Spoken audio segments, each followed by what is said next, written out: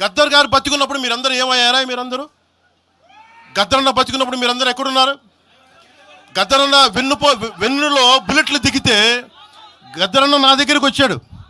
ఒకటి అడిగాడు ఆఫీస్కి వచ్చి, మన జర్నలిస్ట్ కాలనీలో ఉండే జనసేన ఆఫీస్కి వచ్చి, అరే తమ్మి నాకు బుల్లెట్లు దిగినీరా, నాకు వెనకాల నన్ను స్వేచ్ఛగా రే అని పిలుచుకునేంత చనువు మా ఇద్దరి మధ్య, నాకు బుల్లెట్లు దిగినీరా ఈ వెన్నులో, నడవాలంటే ఇబ్బందిగా ఉందిరా, నాకు కారులో పోవాలంటే ఆటోలో తిరగలేకపోతున్నా, ఒక అండంగా అడుగుతున్నా, హక్కుగా అడుగుతున్నా, బండి కొనివరా అంటే ఆయన ఒక 24 గంటలు 3 రోజుల్లోనో 2 రోజుల్లోనో బండి కొనిచ్చాను నేను ఆయనకి.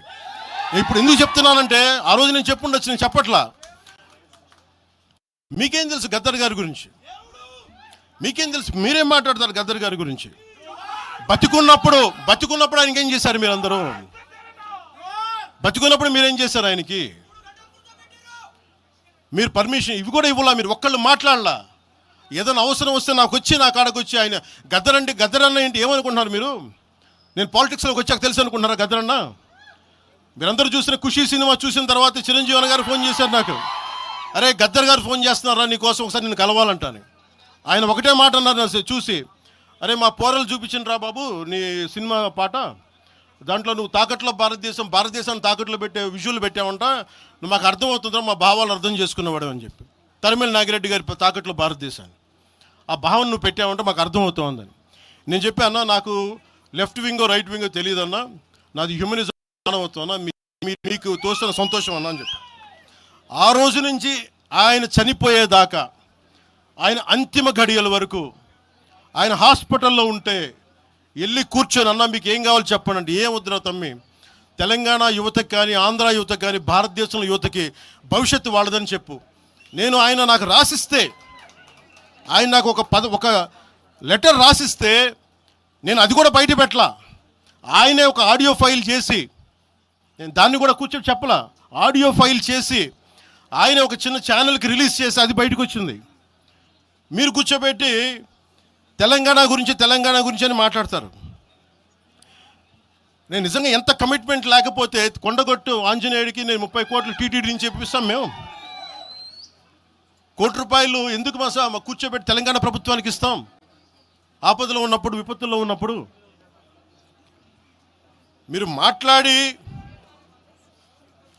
మీరు ఈరోజు మాట్లాడుతూ ఉన్నారు, బెదిరిస్తున్నారు. ఒకటే చెప్తా ఉన్నా, ఇక్కడున్న నాయకులందరూ కూడా, మరి శంకర్ గౌడ్ గారి దగ్గర నుంచి ఇక్కడున్న నాయకులు పేరున సంపత్ నాయక్ కానీ, సాగర్ గారు కానీ, వీళ్ళందరూ కూడా మీరు బెదిరిస్తూ ఉంటే మేము భయపడి, సారు మీ కాల్ముక్తా సారు, మీ బాంచన్ సారు అన్నంత భయాలు ఉన్నాం. మేము వాళ్ళమే కాదు. మేము ఒకటే చెప్తా ఉన్నా, వైఎస్ రాజశేఖర రెడ్డి గారు బతికున్నప్పుడు ఆ రోజు మీ గొంతులు ఏమైనాయో? ఆ రోజున మీ అందరి గొంతు తెరిచారా మీరు? ఆ రోజున తెలంగాణ గురించి వీళ్ళు మాట్లాడుతూ ఉంటే ఒకటే చెప్తా ఉన్నా, యువరాజ్యం పెట్టిన తర్వాత మొట్టమొదటిసారి నా మీద కేసు పెట్టి పోలీస్ స్టేషన్లో కూర్చోబెట్టింది తెలంగాణ భీమరావు బాడా కోసం. దానికోసం తెలంగాణ మీద మొదటి కేసు నాకు తెలంగాణలోనే పడింది. కూర్చోబెట్టి మీరు అందరూ కూర్చోబెట్టి, ఆ రోజు ఒక్కళ్ళు ఏమయ్యారు? ఈరోజు మీరు బెదిరిస్తూ ఉన్నారు, బయటకు వస్తే దాడులు చేస్తారు. మాకు దాడులు కొత్త అనుకున్నారా? మాకు మీరు మహబూబ్ నగర్లో మన కాంగ్రెస్ నాయకులు కూలిస్తే స్టేజే కూల్చేశారు మీరు. మా కార్లు అడ్డం పెట్టి మా మీద దాడులు చేయడం, ఇవన్నీ తట్టుకొని ఇచ్చాం మేము. ఖమ్మంలో మీరు దాడులు చేశారు ఆ టైంలో, అప్పుడున్న కాంగ్రెస్ ప్రభుత్వం. ఈరోజు మాకు కొత్త అనుకుంటున్నారా ఇవన్నీ? మీరు చేసే ఈ తాటాకు చప్పుళ్ళకి బెదిరేది కాదు జనసేన, గుర్తుపెట్టుకో. ఏదైనా మాట్లాడితే తెలంగాణ ప్రభుత్వం అధినేతలు కూడా చెప్తా ఉన్నాను, మీ ఇళ్లలోకి వచ్చి దూరిపోయి ప్రైవేట్ ఆస్తుల్లోకి వచ్చి నిజంగా ఒక తప్పు జరిగే ఉంటే, నేను ఈరోజు మళ్ళీ చెప్తున్నాను, రీఐటరేటింగ్, యు సీజ్ ద ప్రాపర్టీ. సంతోషంగా చెప్తున్నా. అక్కడ ఉన్నది నాకు గోశాల ఉంది, అక్కడ ఒక 60-70 గోవులు ఉంటాయి అక్కడ, వాటి గడ్డి కోసం ఉంటుంది. మీరు తెలంగాణ ప్రభుత్వానికి చెప్తున్నాను, ప్రైవేట్ స్థలాల్లోకి వస్తే it is a criminal trespass, criminal defamation, mischief with mala fide intention, propagating misinformation for causing unrest and regional differences. ఇన్ని కేసులు అట్రాక్ట్ అవుతాయి. ఇవన్నీ మీరు ఒక్కసారి కూర్చొని మీరు మమ్మల్ని భయపెట్టాలని చూస్తే వాటికి భయపడే వాళ్ళం కాదు. నేను మీరు ప్రతి చోట మీరు రీజనల్గా ప్రతిసారి పట్టుకొస్తే ఇక్కడున్న జర్నలిస్టులో కానీ ఐఏఎస్ ఐపీఎస్లో కానీ అన్ని జాతులు ఉన్నాయి, అన్ని కులాలు ఉన్నాయి. ఒక్క ప్రాంతానికి చెందిన వాళ్ళు లేరు ఈ భారతదేశంలో. నిజంగా కూర్చోబెట్టి తెలంగాణకు ద్రోహం చేస్తే మొట్టమొదటి గొంతు లేపే జనసేన లేకపోతే. ఆ రోజు మీరందరూ మర్చిపోయారేమో, మేము లేపాము గొంతులు.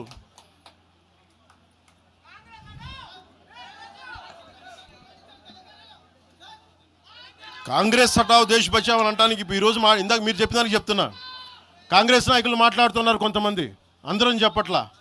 కొంతమంది నాయకులు కూర్చొని మాట్లాడుతూ ఉన్నారు, నువ్వు ఎలా తిరుగుతావు, రోడ్ల మీద చూస్తాం, నాలుకలు కోస్తాం, నాలుకలు చీరుస్తామంటే రండా బాబు మీకు నాలుకలు తీసి చూపిస్తాం మీకు కోసుకొని. అలాగే మీరు ఒకప్పుడు ఇలా మాట్లాడిన నాయకులందరూ రాజశేఖర రెడ్డి గారు తెలంగాణకి విభజనకి నేను వ్యతిరేకం నేను అన్న చెప్పిన వ్యక్తికి పక్కన ఉన్న కొమ్ము కాసిన వాళ్ళు వీళ్ళందరూ మాట్లాడతారు. నిజంగా నాకు చివుళ్ళ మల్లికార్జున్ శ్రీశైలం చెంచుపెంటల నుంచి వచ్చిన చెంచు గూడెల నుంచి వచ్చిన కుర్రాడు, 16-17 ఏళ్ళ కుర్రాడు, చివుళ్ళ శివ మల్లికార్జున్ వీళ్ళు వెతుక్కొని వచ్చారు నా కోసం. దేనికి? మాకు యురేనియం మైనింగ్ జరుగుతూ ఉంది అన్న, నువ్వు వచ్చి ఏదైనా చెప్పన్నా అంటే, ఆ రోజు ఓడిపోయినాను 2019 తర్వాత 2 చోట్ల ఓడిపోయి అంటే నా మీద ఏ నమ్మకం పెట్టుకొచ్చాడు. ఎందుకు నేను తెలంగాణ యువతను నమ్ముతానంటే, వాళ్ళకున్న లోపల ఉన్న భావం ఎంత బలమైందంటే మొత్తం ప్రభుత్వానికి కదిపించింది ఒక్క కుర్రోడి భావం. దానికి నేను ప్లాట్ఫామ్ అయ్యాను అంతే. దానికి ప్లాట్ఫామే అయ్యా. వచ్చి కుర్రోడు రోడ్డు మీద కూర్చొని జనసేన ఆఫీస్ ముందు కూర్చుంటే వెళ్ళి మాట్లాడా, ఏం బాబు ఏం కావాలన్నా అంటే, నీకు కూర్చోబెట్టి అన్న మాకు యురేనియం మైనింగ్ జరుగుతుందన్న మా శ్రీశైలంలో చెంచుపెంటల్లో, నువ్వు మాట్లాడన్నా అంటే మొత్తం తీసుకొస్తే ఒక్క మాట మాట్లాడితే ఆ రోజున వి హనుమంతరావు గారు, ఇప్పుడు కాంగ్రెస్ నాయకులు వి హనుమంతరావు గారు, మేము కూర్చొని మాట్లాడితే అఖిలపక్షం ఆ రోజు పిలిచాం. ఏ బలం ఉందని జనసేనకి ఆ రోజున ఓట్లు వస్తాయన్నా మేము చేసింది తెలంగాణ మీద ప్రేమ, తెలంగాణ మీద ఇష్టం, తెలంగాణ మీద మమకారం.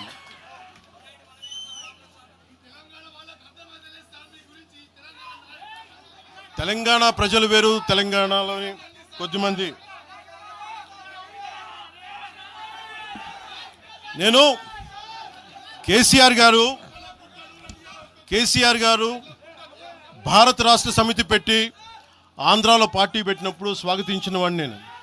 ఒక పార్టీ ఎక్కడైనా పెట్టుకోవచ్చు. కేసీఆర్ గారికి మనస్ఫూర్తిగా ఆ రోజున మనకి గుంటూరులో బీఆర్ఎస్ పార్టీ కార్యాలయం పెడితే, అంతకుముందు జనసేనలో పనిచేసిన నాయకులను ఆయన ప్రెసిడెంట్గా పెడితే మనస్ఫూర్తిగా స్వాగతించాం.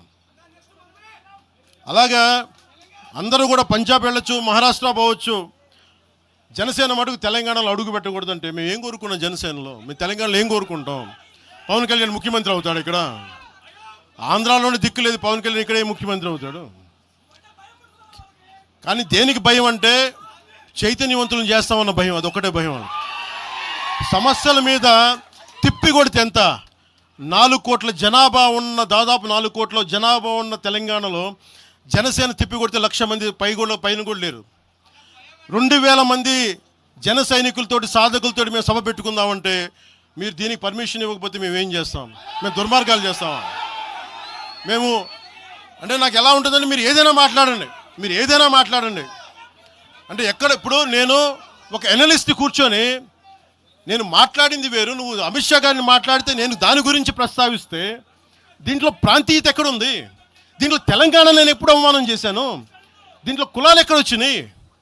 మీరు తీసుకొచ్చి మీరు తిడతా ఉంటే అంటే మాకు హక్కు కూడా లేదా? మీ ఇష్టానికి మీరు మాట్లాడితే మేము కనీసం నొచ్చుకునే అభిప్రాయం కూడా మేము చెప్పకూడదా? బాధ కూడా పడకూడదా?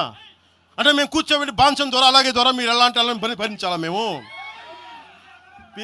పీకలు పోయినా పర్లేదు, పీకలు కోసుకుంటాం, కానీ భయం అయితే మాకు రాదు.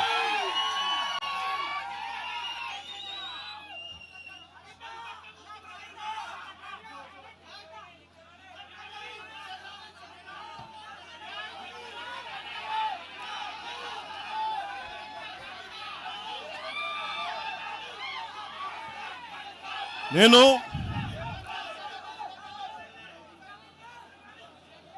తెలంగాణలో ఆంధ్ర వాళ్ళకి ఏం పని అంటారు, సంతోషం, కరెక్ట్ అది. తెలంగాణలో ఆంధ్ర కాంట్రాక్టర్లు ఓకేనా? ఇక్కడ ఆంధ్రాలో తెలంగాణ కాంట్రాక్టర్లకి బాగానే పనిచేస్తున్నారు. అక్కడ తెలంగాణలో ఆంధ్ర కాంట్రాక్టర్లు బాగానే ఉన్నారు. ఎవరినా మీరు బేవకూఫులు చేస్తామన్నారు? మీరు ఎవరిని బేవకూఫులు చేస్తారు? మీరు ప్రజలనేమో మీరు మభ్యపెట్టి, యువత మీరు ప్రజానికం, మీరు తెలంగాణ ప్రజలు ఇది గుర్తించాలి. ఇది వీళ్ళు బాగానే ఉన్నారు, వీళ్ళ అధికారాలు బాగానే ఉన్నాయి, వీళ్ళు బిజినెస్లు బాగానే ఉన్నాయి.